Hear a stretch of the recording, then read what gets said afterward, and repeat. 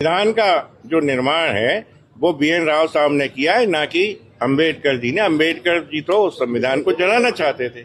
उन जब सवर्णों को, सनातन को, देवी देवताओं को गालियां दी जाती हैं तब माहौल खराब नहीं होता। तब अंबेडकर जी पे मेरा कोई विचार नहीं, वो कोई लायक नहीं है कि उसके बारे में बात भी करें। 8% अंबेडकर के कारण ही देश में विभाजन हो रहा है, जात विरादियों में आपस में फूट हो रही है, बैर भाव हो रहा है, आपस में लड़ रहे हैं। मतलब वास्तविकता इतिहास की यही है कि संविधान का जो निर्माण है वो BN राव साहब ने किया है, ना कि अंबेडकर जी ने। अंबेडकर जी तो उस संविधान को जलाना चाहते थे।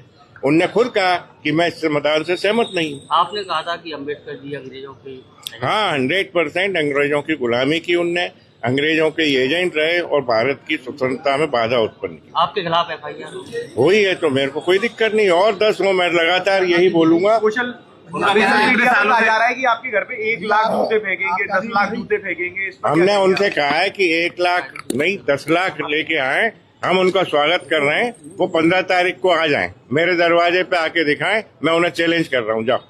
FIR दर्ज हुई है। उन्होंने कहा है कि आपने कहीं ना कहीं माहौल खराब करने का प्रयास किया। कोई माहौल खराब नहीं किया। जब माहौल खराब नहीं होता, जब इस सवर्ण और भारत के सनातनी देश में भितरवार में धर्मांतरण होते हैं तब माहौल खराब नहीं होता। जब सवर्णों को, सनातन को, देवी देवताओं को गालियां दी जाती हैं तब माहौल खराब नहीं होता।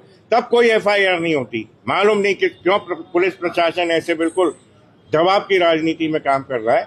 मैं तो ये चाहता हूँ कि अब 1 नहीं 100 और FIR हो। हम अम्बेडकर जी पे क्या विचार है आपके? अंबेडकर जी पे मेरा कोई विचार नहीं, वो कोई लायक नहीं है कि उसके बारे में बात भी करें। आपको क्या लगता है सर कि पिछले कुछ समय से जैसे अंबेडकर का नाम लेकर क्या सवर्णों को टारगेट बनाया जा रहा है? 100% अंबेडकर के कारण ही देश में विभाजन हो रहा है, जात विरादियों में आपस में फूट हो रही है, बैर भाव हो रहा है, आपस में लड़ रहे हैं, मर रहे हैं, कट रहे हैं, और क्या हो रहा है।